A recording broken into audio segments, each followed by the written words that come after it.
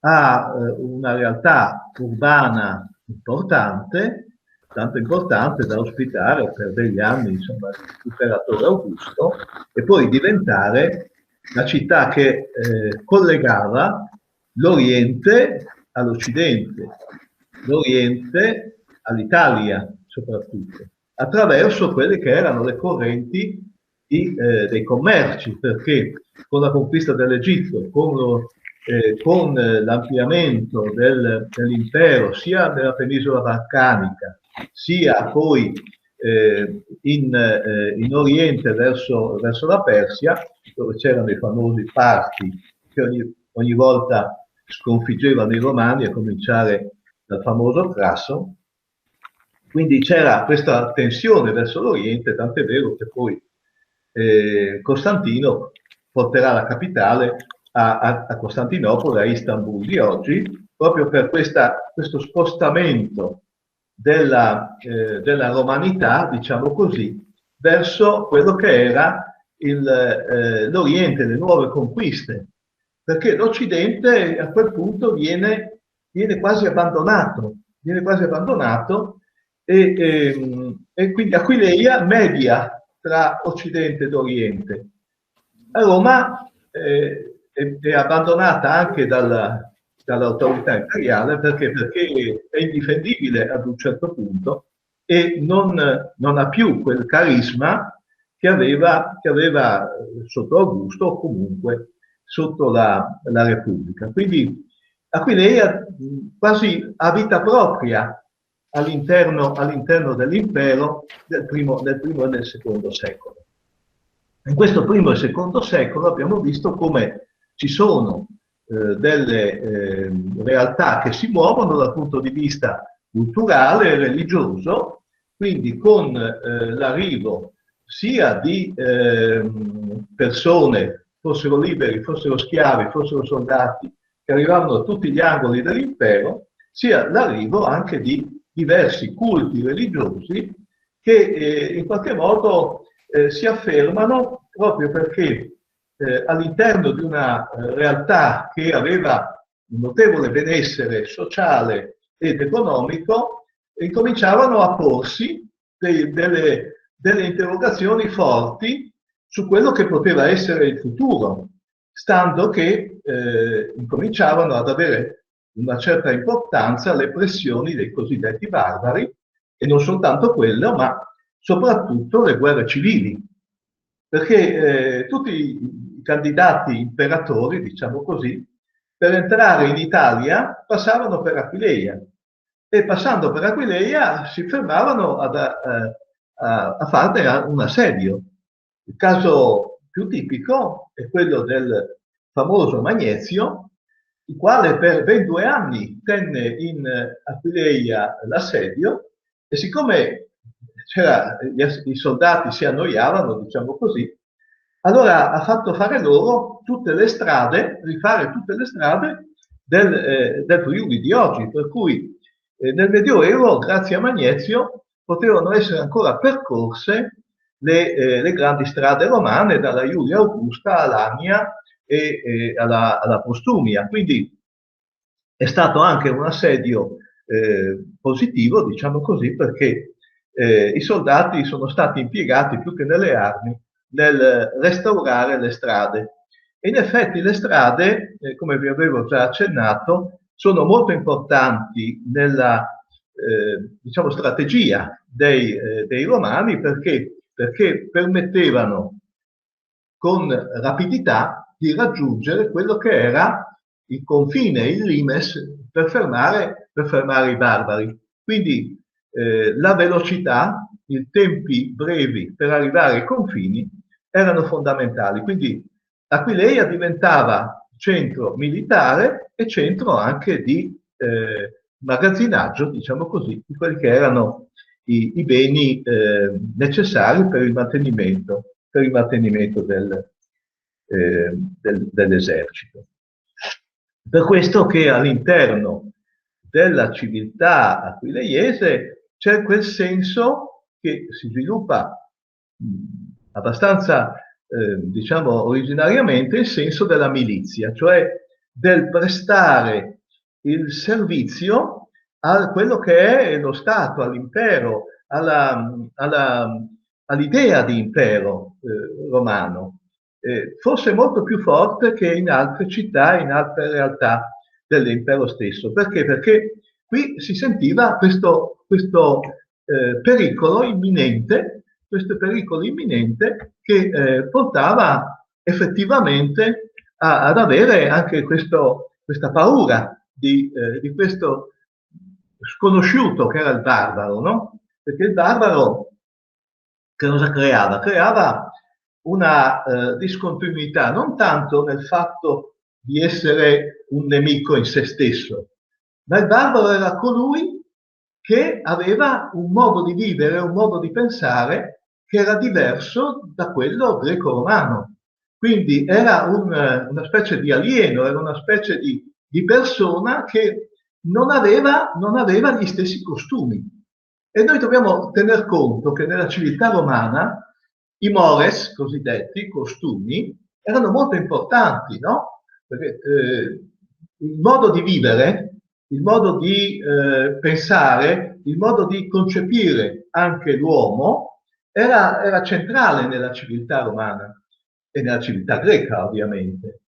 E per cui se c'era un modo diverso di pensare l'uomo, e quindi diciamo per esempio una mancanza di elementari diritti della gestione della tribù o della famiglia, era qualcosa che turbava. Pensiamo poi per esempio al fatto che solitamente questi popoli barbarici erano guidati da un capo che aveva potere assoluto, di vita o di morte sui suoi sottoposti. Quindi questo non era più ammesso nella civiltà romana, perché ci voleva avere un processo. Quindi ci sono queste, per gli uomini liberi ovviamente, ci sono questi aspetti dei costumi dei barbari che angosciano e quindi c'è il bisogno di cercare qualcosa che soddisfi anche quest'ansia. E poi l'ansia della morte, l'ansia del dover lasciare tutto per partire verso un viaggio che allora si immaginava negli inferi con la barca, no, di Caronte, e quindi un viaggio che era impossibile avere un ritorno da questo viaggio. Ebbene, allora hanno fiducia in determinate realtà come per esempio il mito orfico, come il mito anche di alcuni culti di derivazione per esempio egiziaca, come Iside, e poi naturalmente stanno ad ascoltare quelle che sono le importazioni, diciamo, religiose, non solo che avvengono con i culti che coltivano i militari o gli schiavi nel paese, ma culti religiosi che arrivano dall'Oriente. E come vi dicevo la volta scorsa, tra questi culti religiosi arriva uno che dice siamo rappresentanti di una comunità che ha visto una risurrezione. Quindi, come vi chiamate? Ci chiamiamo cristiani. Cristiani perché il Cristo ha dimostrato di poter risorgere. Che poi questa novità che cosa comporta? Comporta innanzitutto una rottura nella comunità ebraica. Perché? Perché ci sono gli ebrei ortodossi, quelli che seguono la religione ebraica e quindi sono molto ligi a quello che è la legge di Mosè, e ci sono questi cristiani. Quindi ad Aquileia incominciano ad aversi dei tumulti in questa comunità, che era una comunità molto folta, perché c'erano questi commerci, come vi abbiamo detto, tra Aquileia e Alessandria d'Egitto, quindi le comunità ebraiche si scambiavano appunto le merci e anche le idee. Quindi il cristianesimo arriva da Aquileia ed è nel secondo secolo un culto ancora, chiamiamolo così, clandestino. È un culto che non ha, come gli altri culti, come quello di Mitra, come quello di Iside, un culto che non ha pubblicità, però trova una realtà che è molto tollerante. Dobbiamo pensare che la civiltà greco-romana non è che fosse, diciamo, esclusiva con i suoi dei, no? Con Giove, con Giunone, questi dei dell'Olimpo. Anzi, li criticava, no? Perché se noi andiamo a vedere quelli che sono i racconti, no? Sui vizi e più che sulle virtù degli dei tradizionali, vediamo come sia insita nella critica agli dei quella di non avere massimo rispetto della divinità. Invece in questo caso abbiamo una unicità di divinità e una divinità che non è che pensi solo a se stessa, no? Pensiamo a quelli che poi erano i racconti sulle diciamo, sui banchetti e sui vizi dell'Oriente. Invece abbiamo delle divinità che sono innanzitutto spirituali, generalmente, e sono delle divinità uniche. Quindi c'è questa attenzione a questo aspetto spirituale, a questa divinità che è diversa da quella piuttosto materialista della tradizione greco-romana. Quindi c'è tolleranza e c'è attenzione. Per cui non è che ci fossero agli inizi delle persecuzioni nei confronti dei cristiani. Furono delle attenzioni, anche perché il culto veniva diciamo, in gruppi privati. Prima furono ad essere convertiti i quartieri poveri di Aquileia, praticamente il quartiere della Veligna, che tra l'altro prendeva nome da un dio Apollo, diciamo così, dei Celti. Incominciano dal quartiere della Veligna, dove chi sono gli abitanti del quartiere della Veligna? Sono che praticamente oggi possiamo trovare nella località chiamata Belvedere, quello era più o meno il quartiere della Veligna. Ecco, erano degli ex contadini che avevano lasciato i campi, li avevano venduti ai grossi proprietari e si erano portati in città e facevano dei mestieri molto poveri, erano molto più poveri magari di quelli che venivano definiti schiavi. Quindi avevano questa povertà, questa delusione, erano come ammassati, pensiamo oggi ai campi profughi, no? Erano in questi campi profughi, chiamiamoli così, del tempo, e senza lavoro o con lavori precari, sfruttati, delusi, e arriva questo messaggio di liberazione, di diciamo fraternità, di aiuto, di positivo nei confronti della vita, e quindi si convertono subito questi quartieri popolari poveri. Da lì poi cominciano a convertirsi ricchi. E allora, già nel III secolo, noi abbiamo, in Aquileia, abbiamo dei gruppi di persone agiate, tra i quali anche dei magistrati, governanti della città, che sono portati a perseguire il culto cristiano. È vero che da una parte abbiamo i poveri, i quali sono soprattutto oggetto della cosiddetta carità, cioè della solidarietà che viene loro data dai ricchi. Era un po' la trasposizione di quello che succedeva proprio nella civiltà romana, no? Dei cosiddetti clientes che ricevevano dai ricchi, ricevevano a Roma e nelle città romane la cosiddetta sportula, che era, diciamo, conteneva dei generi alimentari proprio in solidarietà verso le classi povere. E questo si trasforma poi perché diventa un atto di carità cristiana. Ma non abbiamo noi inventato niente, perché era appunto un modo per far partecipare alla ricchezza e alla, diciamo, alla solidarietà altrimenti un gruppo di persone che si sarebbero altrimenti ribellate nei confronti dei più ricchi. Quindi la tradizione cristiana della carità si innesta nella tradizione romana di quella che era la clientela, quindi ricchi e poveri. I ricchi lo vivevano il cristianesimo all'interno del loro gruppo e i poveri nei quartieri poveri. Però erano legati dalla solidarietà. La leggenda vuole che il primo a predicare ad Aquileia fosse San Marco.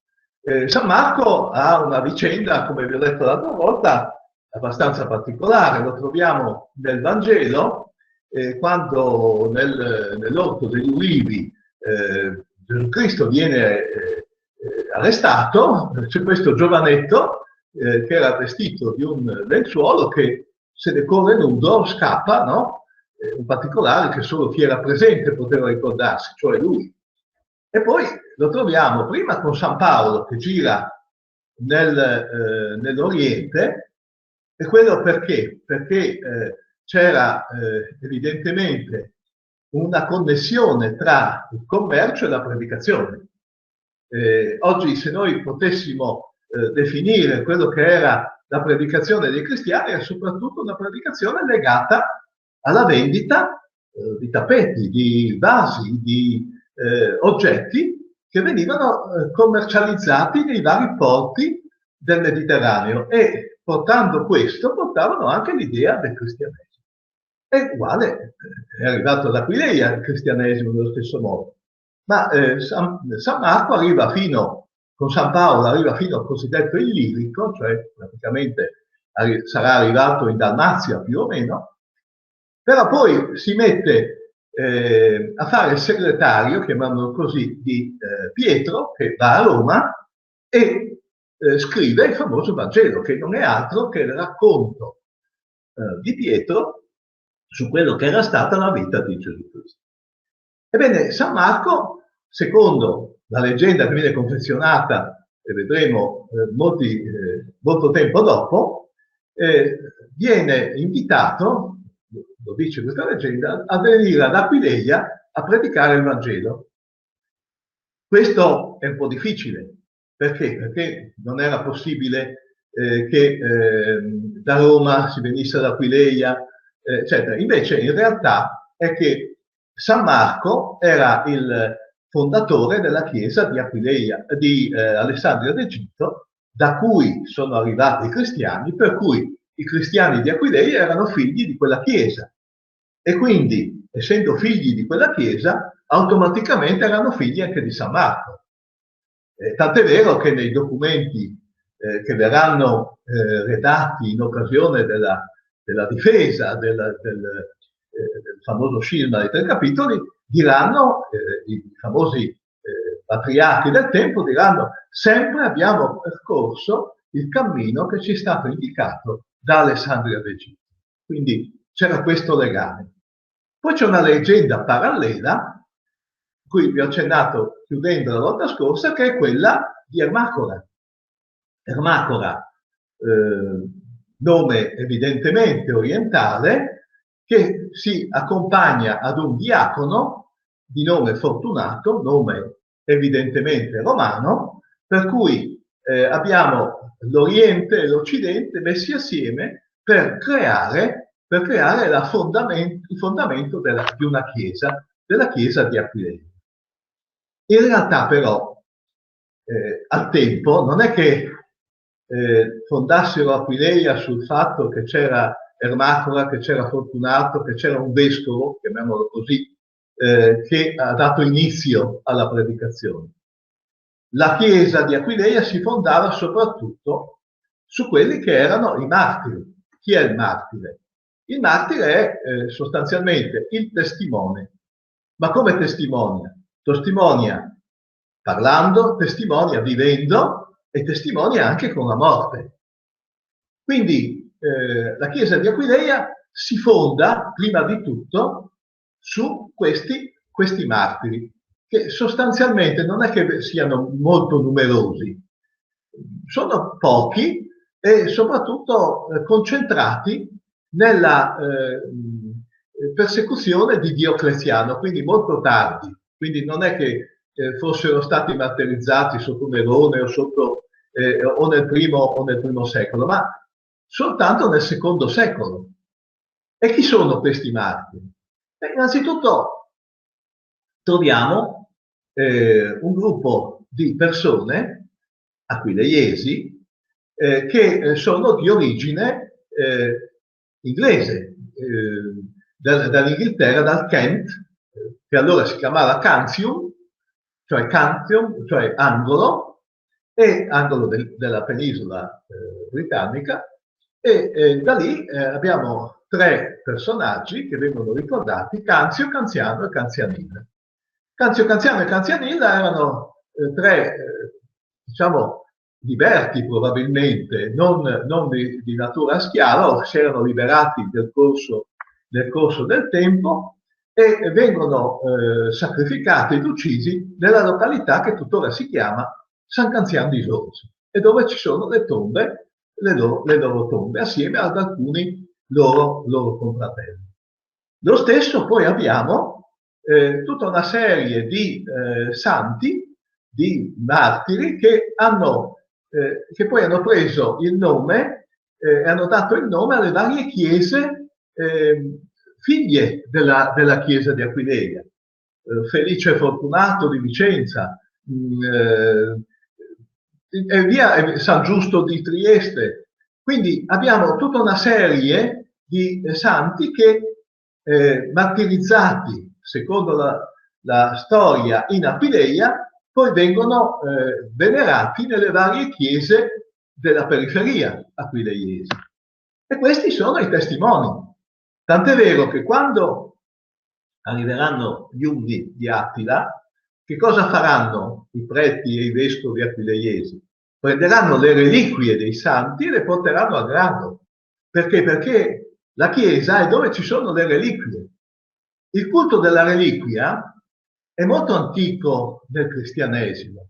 Reliquia vuol dire ciò che rimane. Quindi quello che rimane non soltanto diciamo sotto l'aspetto fisico, quindi le ossa del morto o la salma del morto, ma anche i suoi oggetti. Quindi tutto ciò che viene lasciato è oggetto di culto. Quindi c'è la reliquia. La reliquia è il segno, perché è il segno del miracolo, quindi è il segno di qualcosa che mi permette di credere e di continuare a credere. E quindi miracolo significa qualcosa che io ammiro, che è qualcosa che io mi stupisca. E queste reliquie all'inizio avevano questo aspetto di guarigione, per esempio, degli ammalati, che facevano sì che creassero questa sorpresa, questo modo di avere un contatto fisico con il passato, con colui che era morto per la fede, che mi dava salute, che mi dava la salute fisica e la salute spirituale. Quindi c'è questo legame soprattutto con i santi, diciamo così, con i martiri morti per la fede. Quindi abbiamo le quattro vergini, abbiamo soprattutto i vari racconti che si chiamano passione. Perché passione? Noi abbiamo l'idea che la passione sia un sentimento forte. Ebbene, questa idea di sentimento forte che si prova di fronte ad una grossa emozione, passione, no? La passione amorosa, la passione diciamo per qualcosa che è molto forte, che ci interessa molto, viene traslato nel significato della passione di questi martiri, i quali lasciano il racconto di quello che hanno fatto. E queste passio, questi libri, queste narrazioni costituiscono una letteratura che è una letteratura molto interessante, perché innanzitutto vede al loro interno un dialogo tra l'oppressore e l'oppresso, un dialogo che ha dei contenuti molto attuali, per esempio sulla libertà di culto, per esempio sulla giustizia, per esempio sulla interpretazione della legge. Cioè abbiamo questi dialoghi, cioè che poi terminano con la morte del martire, sono questi dialoghi che in qualche modo costituiscono una base anche, possiamo chiamarla ideologica, ideale per la comunità. E quindi le Passio sono lette ancora prima del Vangelo. Perché? Perché i Vangeli arrivano dopo quando vengono elaborati nelle varie realtà culturali cristiane, al momento in cui si fa una sintesi di quello che è il racconto della vita di Gesù Cristo. Ma prima di tutto, a fondare le comunità cristiane, sia dal punto di vista ideale, sia dal punto di vista, diciamo, formale, sono queste passio, questi racconti della morte e soprattutto del dialogo tra oppressore ed oppresso. Allora, all'interno della comunità aquileiese si rafforza questa religione cristiana. E questa religione cristiana ad un certo punto diventa sì clandestina, ma diventa maggioritaria. E la prova qual è? La prova è che nel 313, quando Costantino mette la croce sulle sue insegne e vince su Massenzio, nell'arco di pochissimo sorgono in Aquileia tantissime basiliche. Basilica che cosa significa? Significa la casa del re, perché in greco basilikos era il re. In realtà c'erano delle basiliche già ad Aquileia. Per esempio, se noi arriviamo ad Aquileia e vediamo queste colonne solitarie, lì c'era una basilica, ma era una basilica laica. Praticamente era una basilica chiamata così forense, che era l'equivalente della nostra borsa. Perché lì che cosa si faceva? Lì si scommetteva, diciamo così come si scommette oggi delle borse, no? Sul valore delle azioni, si scommetteva sulle navi che arrivavano nel porto. E quindi c'era proprio un andare e venire di affari, di speculazioni. Ma invece nascono queste basiliche che hanno due significati. Il primo significato è, sì, la casa del re, quindi la casa di Dio, perché il re dell'universo, il re della religione è Dio. Ma abbiamo anche la casa del re che si chiama Costantino. Perché non a caso Costantino, appunto, ridà vita alla città di Aquileia come mediazione all'interno dell'impero. Quindi Aquileia diventa importantissima, diventa qualcosa di funzionale all'interno dell'impero.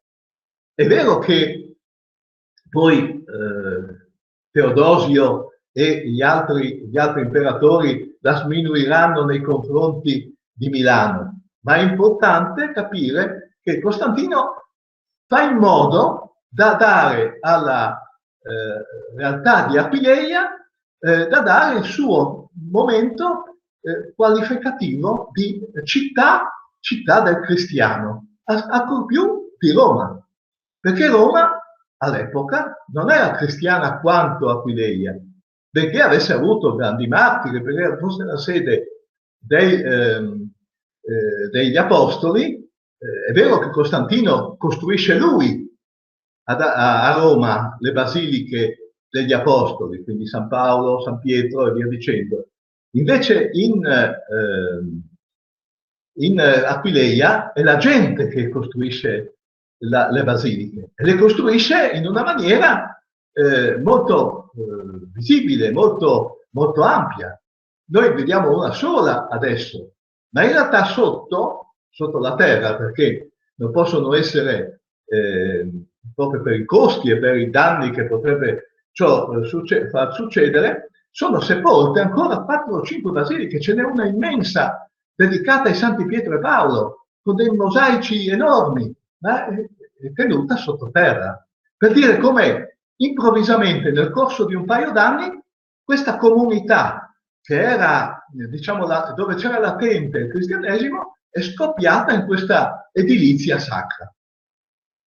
E all'interno di questo arriviamo veramente alla storicità di una chiesa che ad un certo punto ha dei nomi e ad un certo punto ha degli atti che diventano atti pubblici, atti contrassegnati dalla realtà pubblica che è quella dei concili. Cosa significa concilio?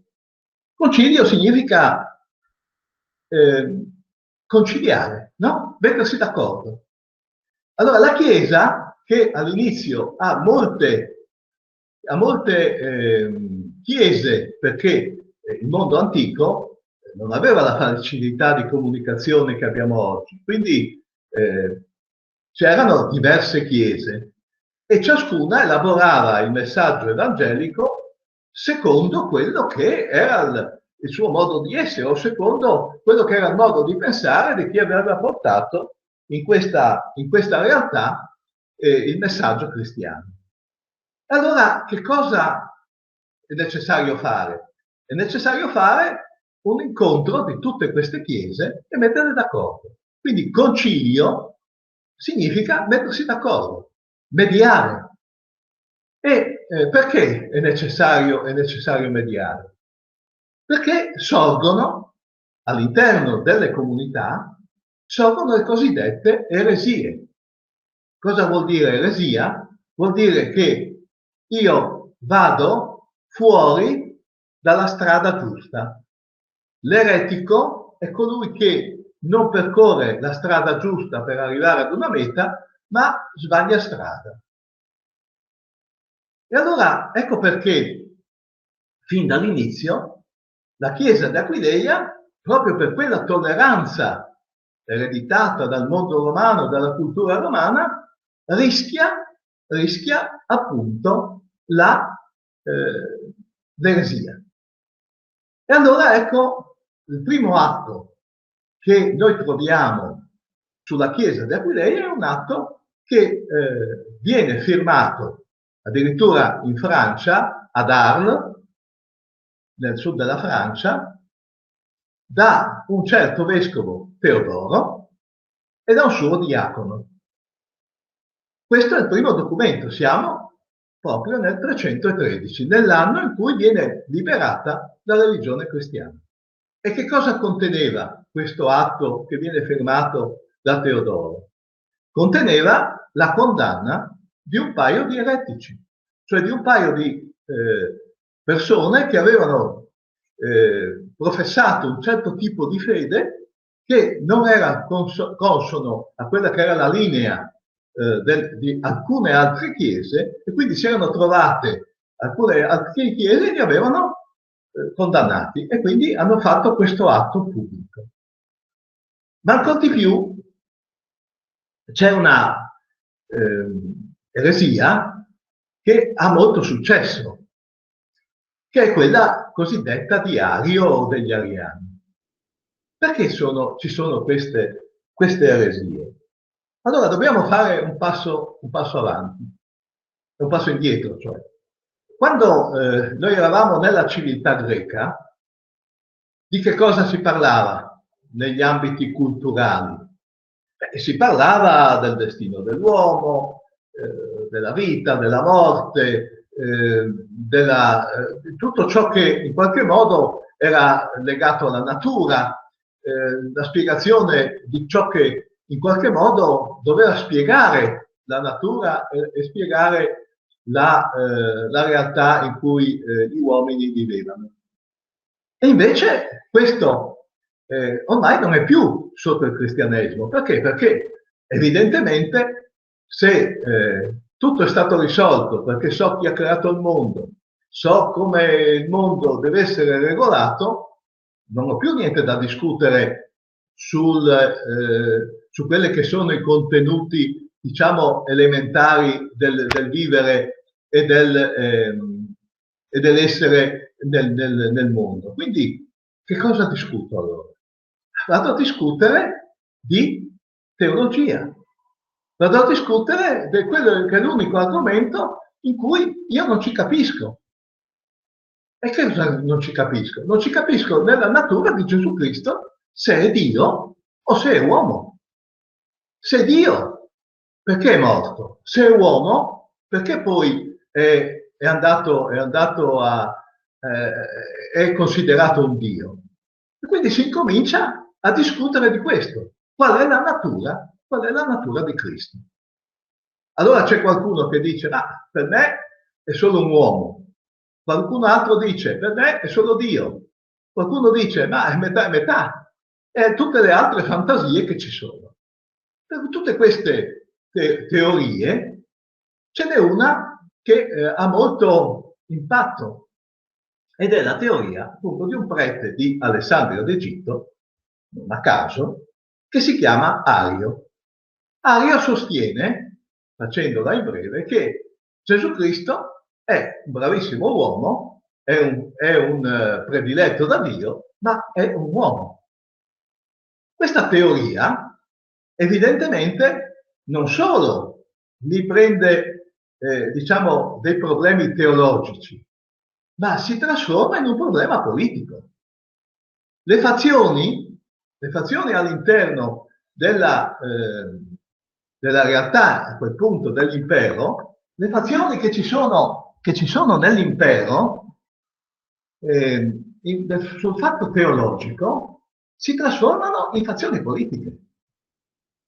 Ed è pericoloso quando la politica si ammanta di religione, perché a quel punto si sfiora il fanatismo, si sfiora quello che è il peggior lato della politica, che è quello dell'intolleranza, che è quello della non attenzione a quello che è il pensiero degli altri.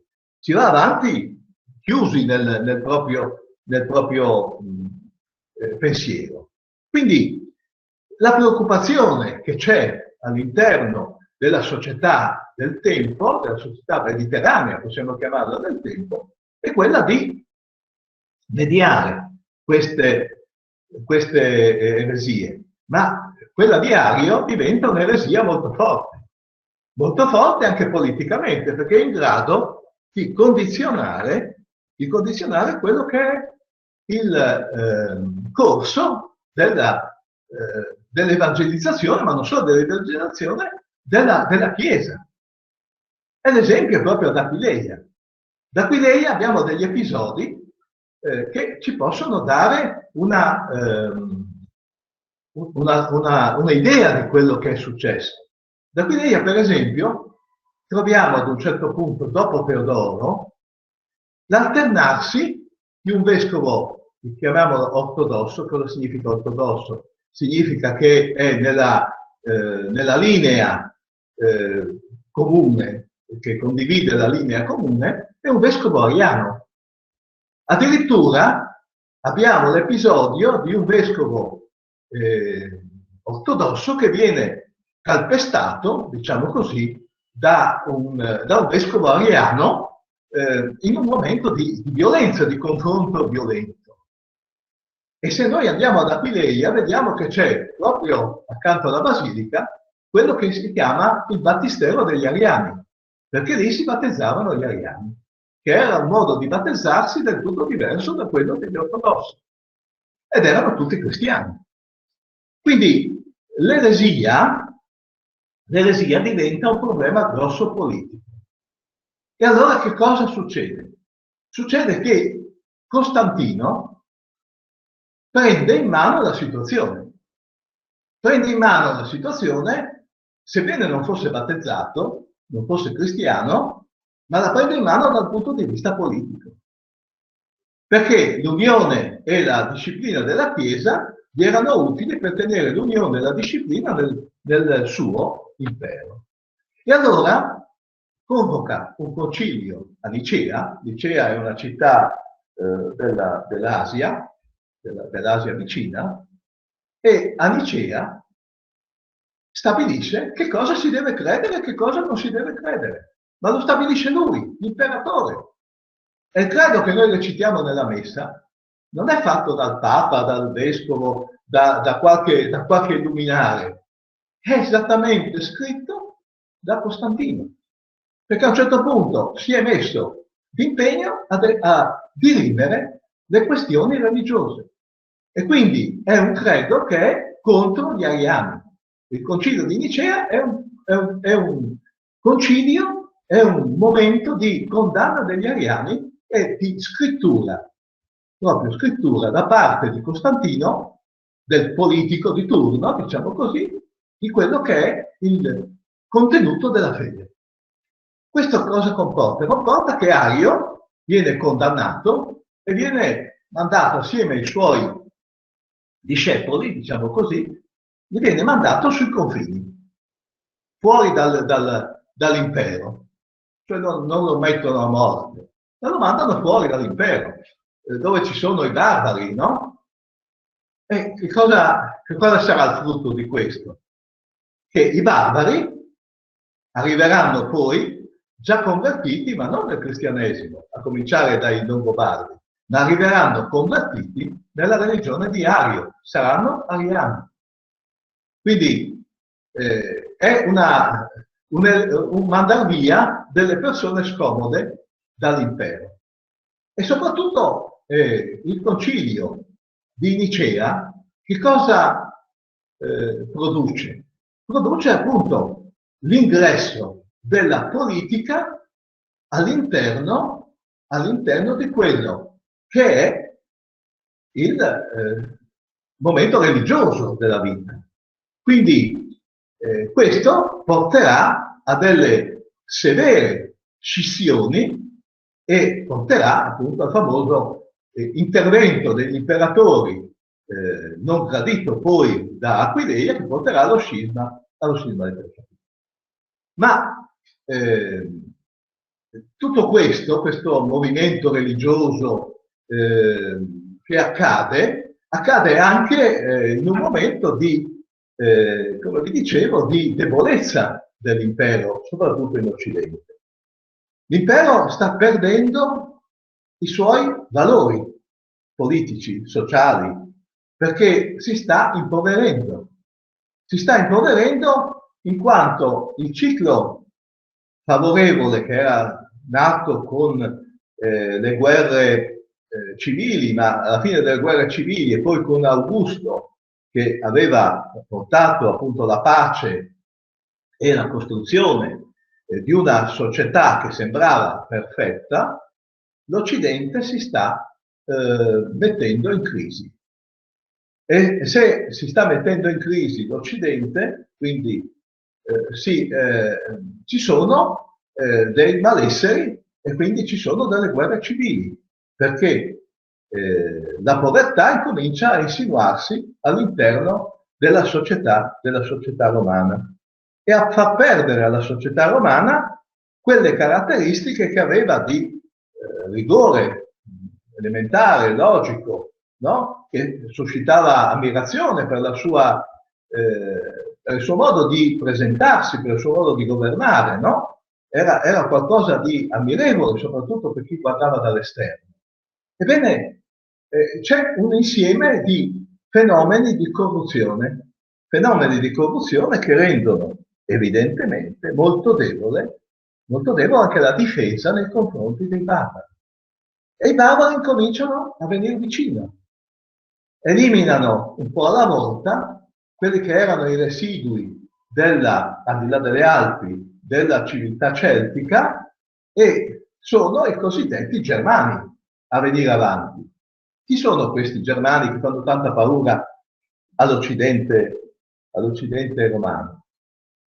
Li abbiamo conosciuti attraverso la letteratura, soprattutto di Cesare, che avendo così affrontato i famosi Galli, no, nelle sue battaglie qualche anno prima di Cristo, si era scontrato anche con dei germani e li aveva descritti come molto, molto feroci, molto diciamo distanti da quello che era il modello romano, addirittura peggiori dei Galli che combatteva. Ma il momento più tragico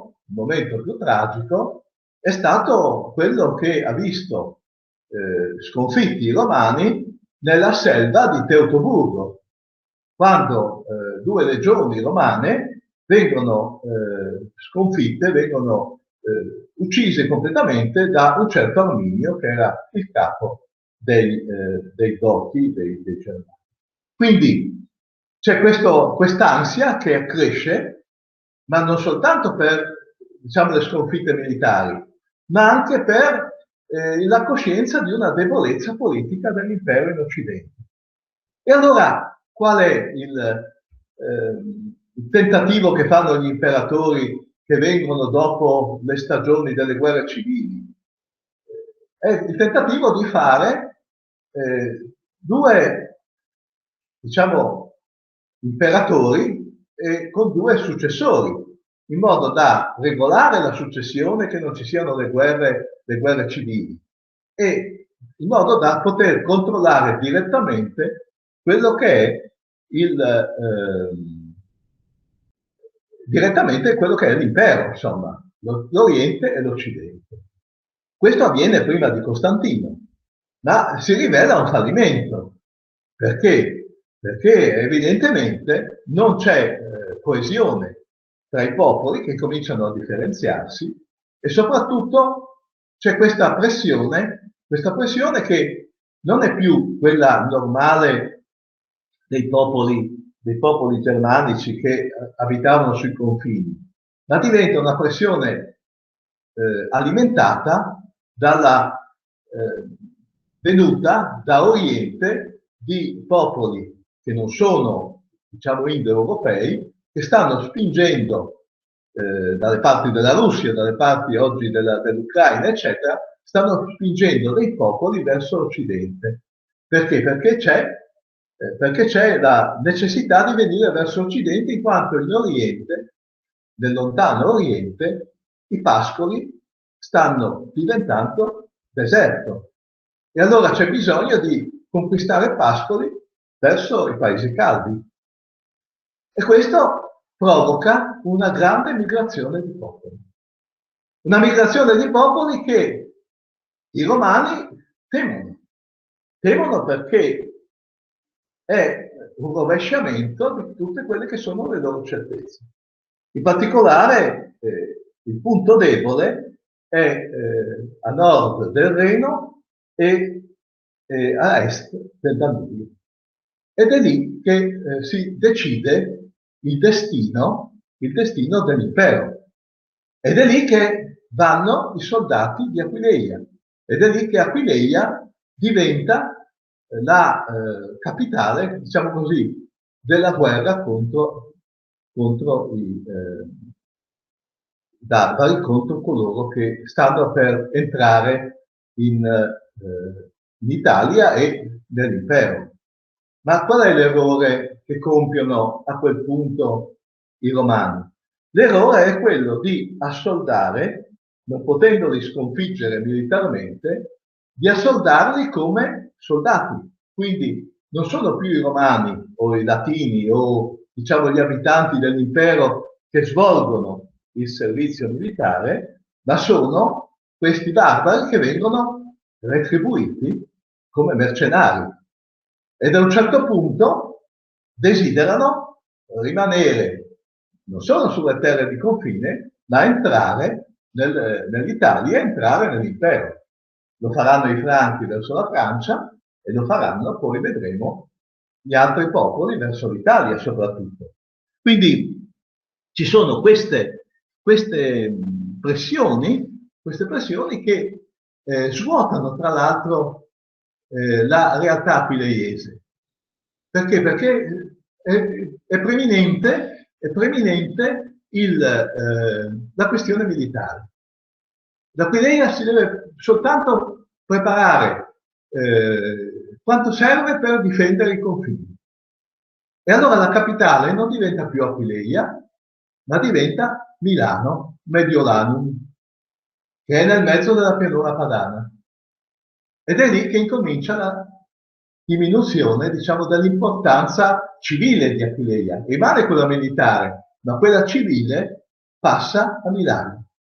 E contemporaneamente, lo vedremo la prossima volta, non solo la comunità civile ne viene privata, ma viene privata anche quella religiosa, perché a Milano faranno come vescovo un certo Ambrogio che diventerà il dominus, il padrone di quelle che sono le chiese dell'Occidente. Sarà il personaggio più eminente delle chiese dell'Occidente e sarà il vescovo di Milano.